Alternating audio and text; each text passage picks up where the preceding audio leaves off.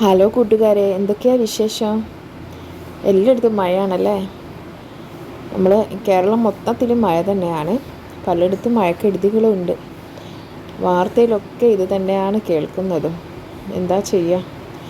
ഇന്നും മഴ കാരണം ട്യൂഷനും മദ്രസയും ഒന്നും ഇല്ല, ലീവാണ്. അപ്പോൾ ഇന്ന് രാവിലെ കുറച്ച് മഴക്കൊരു ശമനമുണ്ട്. ഇന്നലത്തെ അത്ര മഴയില്ല. ഇന്നലെ ഭയങ്കര മഴയല്ലായിരുന്നു. അപ്പോൾ ഇന്ന് കുറച്ച് കുറവുണ്ട്.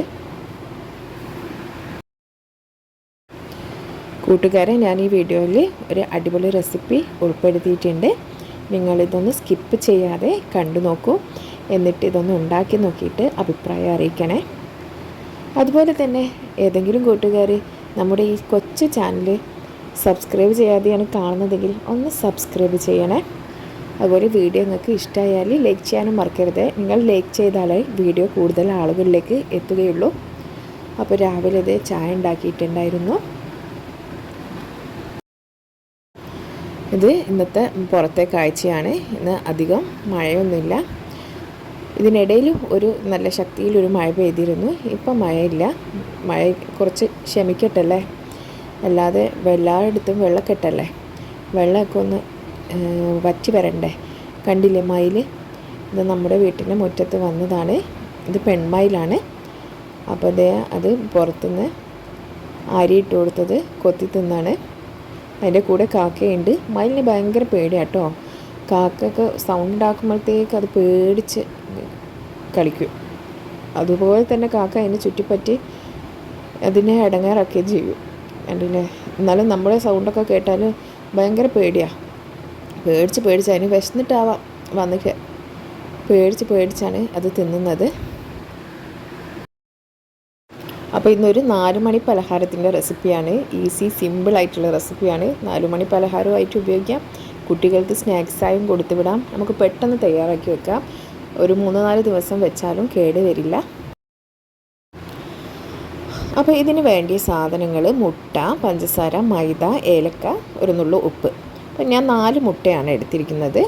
4 മുട്ടയ്ക്ക് ഞാൻ 1 കപ്പ് പഞ്ചസാരയാണ് എടുത്തിരിക്കുന്നത്.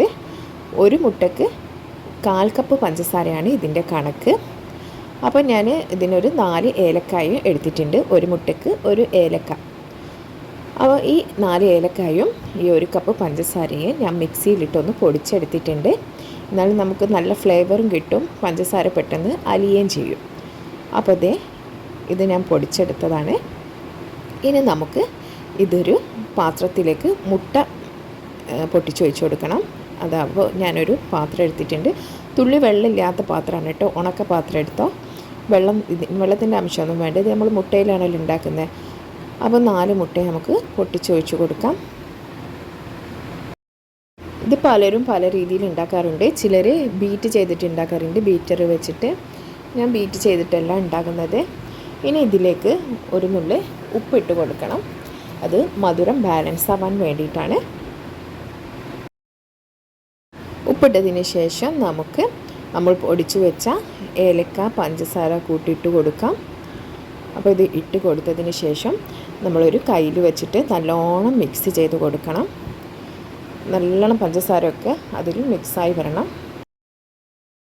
അപ്പോൾ നിങ്ങൾ ആരെങ്കിലും ഈ റെസിപ്പി ഇതിനു മുമ്പ് ഉണ്ടാക്കിയിട്ടുണ്ടെങ്കിൽ ഒന്ന് കമൻറ്റിൽ അറിയിക്കണേ.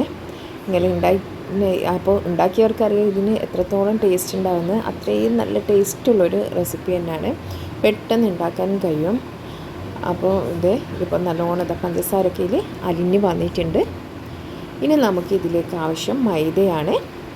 മൈദ 1 മുട്ടയ്ക്ക് 1 കപ്പ് മൈദ ആണ് ഇതിൻ്റെ കണക്ക്. അപ്പോൾ ഞാൻ എടുത്തിരിക്കുന്നത് 4 മുട്ടയാണ്. അപ്പോൾ 4 കപ്പ് മൈദയാണ് വേണ്ടത്. അത് 4 കപ്പ് ഒരുമിച്ച് ഇട്ട് കൊടുക്കണ്ട. നമ്മൾ കുറേശ്ശെ ഇട്ടിട്ട് കൈവച്ച് നല്ലോണം കുഴച്ച് അങ്ങനെ ഇട്ട് കൊടുക്കുക. അപ്പോൾ എനിക്ക് ലാസ്റ്റ് എല്ലാം കൂടി 4 കപ്പ് മൈദയാണ് ഇതിന് ആവശ്യമായി വന്നിട്ടുള്ളത്. ഇത് കുഴച്ചതിന് ശേഷം നമ്മൾ കുറച്ച് ടൈം ഇത് റെസ്റ്റ് ചെയ്യാൻ വെക്കണം. 2-3 മണിക്കൂർ വെച്ചാൽ നല്ലതാണ്. അപ്പോൾ ഇത് ഞാൻ കുഴച്ചത് നല്ല ഓവർ സ്മൂത്തും ആയിട്ടല്ല, ഓവർ ടൈറ്റും ആയിട്ടല്ല. അപ്പോൾ ഇതൊന്ന് മൂടി നമുക്ക് ഇത് റെസ്റ്റ് ചെയ്യാൻ വെക്കാം. ഞാനൊരു 3 മണിക്കൂർ കഴിഞ്ഞപ്പോഴാണ് ഇത് എടുത്തത്. കണ്ടില്ലേ? ഇനി നമുക്ക് ഇത് ഒന്ന് മുറിച്ചെടുക്കണം. അപ്പോൾ ഞാൻ ഇതിന്ന് എടുത്തിട്ട് ഒന്നുകൂടി ഇങ്ങനത്തെ ഒരു ഷേപ്പാക്കി കൊടുക്കുന്നുണ്ട്. കൗണ്ടർ ടോപ്പിലിട്ടിട്ട് ഇങ്ങനെ ഒന്ന് ചെയ്താൽ മതി. എന്നിട്ട് കത്തി വെച്ചിട്ട് ഇങ്ങനെ മുറിച്ചെടുക്കാം. മുറിച്ചതിന് ശേഷം നമുക്കിത് പരത്തിയിട്ട് മുറിച്ചെടുക്കാം. അധികം കട്ടിയിലും അധികം നൈസായിട്ടും പരത്തണ്ട. ഒരു മീഡിയം കട്ടി നിന്നോട്ടെ, എന്നാലാണ് ഇതിനൊരു ടേസ്റ്റ് ഉണ്ടാവും. അധികം നേരിയതായി പോയാൽ അത് വല്ലാത്ത ഉറപ്പായി പോകും, തീരെ നമുക്ക് കടിച്ചാൽ പൊട്ടാത്ത രീതിയിലായി പോകും. അപ്പം ഓവർ തിന്നോ ഓവർ തിക്കോ ആവണ്ട, അതിനൊരു മീഡിയം റേഞ്ചിൽ നമുക്കിത് പരത്തിയെടുത്തിട്ട് പിന്നെ നമുക്ക് ഇഷ്ടപ്പെട്ട ഷേപ്പിൽ മുറിച്ചെടുക്കാം. കുട്ടികൾക്കൊക്കെ നല്ല ഭംഗിയിലൊക്കെ മുറിച്ച് ഷേപ്പാക്കി കൊടുക്കാം.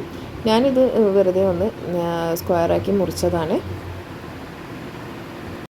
ഈ പലഹാരം പെട്ടെന്നൊന്നും കേടാവുകയില്ല. നമ്മൾ പൊരിച്ചെടുത്ത് വെച്ച് കഴിഞ്ഞാൽ നമുക്ക് ഒരു മാക്സിമം ഒരാഴ്ചയൊക്കെ വെക്കാം. പക്ഷേ ഒരാഴ്ചയൊന്നും ഇത് ഉണ്ടാവില്ല, ഇതിൻ്റെ ടേസ്റ്റ് നമ്മളോട് തിന്നു പോകും, അത് വേറെ കാര്യം. അപ്പോൾ അത് ഞാനിങ്ങനെ ഒരു പാത്രത്തിലേക്ക് എടുത്ത് വെച്ചിട്ടുണ്ട്. ഒട്ടിപ്പോകാതെ നോക്കണം. അപ്പോൾ അതുപോലെ തന്നെ ഇത് മുഴുവനും നമുക്കിങ്ങനെ പരത്തി മുറിച്ചെടുക്കാം. ഇത് ഞാൻ ചെറുതായിരിക്കുമ്പോൾ എൻ്റെ ഉമ്മക്ക് ഒരുപാട് ഉണ്ടാക്കി തന്നൊരു ഐറ്റമാണിത്. നമുക്കൊക്കെ ചെറുതിൽ വളരെ ഇഷ്ടമായിരുന്നു, ഒരുപാട് കഴിക്കുകയും ചെയ്യായിരുന്നു. അപ്പോൾ അത് ഞാൻ ഗ്യാസ് ഓണാക്കി ഇനി നമുക്കൊരു ചീനച്ചട്ടി വെച്ച് കൊടുക്കാം. ചീനച്ചട്ടി ചൂടായാൽ അതിലേക്ക് ഓയിൽ ഒഴിച്ച് കൊടുക്കാം. ഓയിൽ ഇനി ആവശ്യത്തിന് ചൂടായി കഴിഞ്ഞാൽ നമുക്ക് ഇത് ഓരോന്ന് ഇട്ട് കൊടുക്കാം. അപ്പോൾ അതേ ഞാൻ ഇത് ഇട്ടുകൊണ്ടിരിക്കുകയാണ്. ഇങ്ങനെ ഇട്ടിട്ട് നമുക്ക് പൊരിച്ചെടുക്കാം. അങ്ങോട്ടും ഇങ്ങോട്ടും മറിച്ചിട്ട് കൊടുക്കണേ. അതുപോലെ തന്നെ തീ ഓവർ തീയായി പോകണ്ട. ഒരു ചൂടായി കഴിഞ്ഞാൽ ഒരു മീഡിയം ടു ഹൈയിൽ ഇട്ട് കൊടുത്താൽ മതി. എന്നിട്ട് നമുക്ക് നല്ല രീതിയിൽ പൊരിച്ചെടുക്കാം. എന്നാൽ അതിൻ്റെ ഉള്ളൊക്കെ ഒന്ന് പൊരിഞ്ഞ് കിട്ടണമല്ലോ.